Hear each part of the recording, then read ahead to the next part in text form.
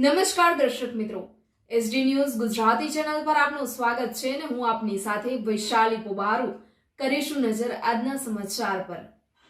સાબરકાંઠાના હિંમતનગર ખાતે લાયસન્સ વગર ચાલતી 17 મટન શોપ સીલ, પોલીસ બંદોબસ્ત સાથે નગરપાલિકાની કાર્યવાહી કરવામાં આવી। સાબરકાંઠાના હિંમતનગર નગરપાલિકાની આરોગ્ય વિભાગની ટીમે આજે મોટી કાર્યવાહી કરી છે। ટીમે પોલીસ બંદોબસ્ત સાથે શહેરની 17 મટન શોપને સીલ કરી છે। આ તમામ દુકાનો પાસે ફૂડ વિભાગનું લાયસન્સ નહોતું। નગરપાલિકાએ માર્ચ મહિનામાં જ આ દુકાનોના માલિકને નોટિસ આપી હતી, જો કે કોઈ માલિકે નોટિસનો જવાબ આપ્યો નહોતો। આથી મંગળવારે નગરપાલિકાએ કડક પગલાં લીધા છે। સીલ કરાયેલી દુકાનો બી ડિવિઝન પોલીસ સ્ટેશન વિસ્તારમાં આવેલી છે।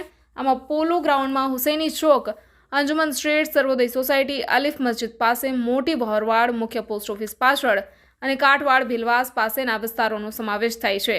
નગરપાલિકાએ આ કાર્યવાહી હાથ દરમિયાન કોઈ અનિચ્છનીય બનાવ ન બને તે માટે પોલીસ બંદોબસ્ત પણ રાખ્યો હતો।